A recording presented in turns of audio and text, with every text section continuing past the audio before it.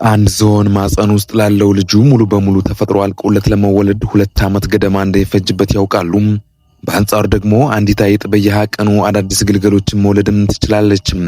ይህ ማለት አንድ ዝሆን አንድ ወልዶ እስኪጨርስ አይጧ በሺዎቹ የሚቆጠሩ ዘሮችን የመተካትም ትችላለች እንደማለት ነው። ለመሆኑ የሰፊ ልዩነት ከምን የመጣ ነው? ዛሬ የአጥቢ እንስሳት አስገራሚና የእርግዝና ምስጢራቸውን በዝርዝር እንመለከታለን።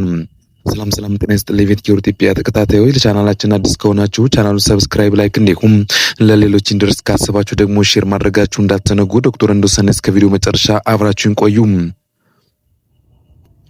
በአጥቢ እንስሳት ዓለም ውስጥ የእርግዝና ጊዜ ወይም ጀስቴሽን ፔሪድ የምንለው በአብዛኛው ከእንስሳቱ የሰውነት መጠን ከአኗኗር ዘይቤያቸው ያ ማለት ታዳኝ ወይስ ታዳኝና ግልገሎቻቸው ሲወለዱ ባላቸውን ብስለትም ይወሰናል። የእንስሳው እርግዝና ጊዜና አስገራሚ እውነታዎችም። ዝሆን ወይም ኤሌፋንት የሚለው 22 ወራት ያ ማለት 660 ቀናትን በአጥቢ እንስሳት መካከል ረጅም የእርግዝና ጊዜም አለው። ግልገሉ በጣም ትልቅና ውስብስብ የአንጎል ክፍል ስላለው በማህፀን ውስጥ ረጅም ጊዜም ይፈልጋል።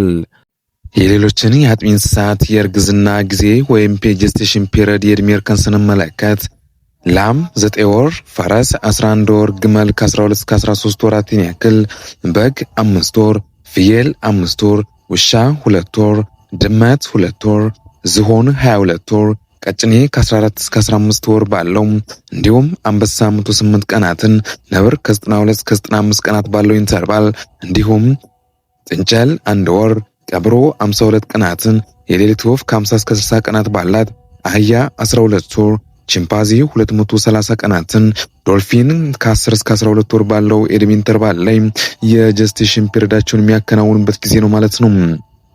ዛሬ ካየናቸው እንስሳት መካከል የእርግዝና ጊዜው ይበልጥ ያስገረማችሁ የትኛው ነው? አስተያየታችሁን ኮሜንት ላይ ያስቀምጡልኝ። ቪዲዮ ጠቃሚ ነው ካገኛችሁት ላይክ፣ ሰብስክራይብ ማድረጋችሁ እንዳትረሱ። በሚቀጥለው ቪዲዮ እስከመገናኝ ሰላም ቆዩኝ።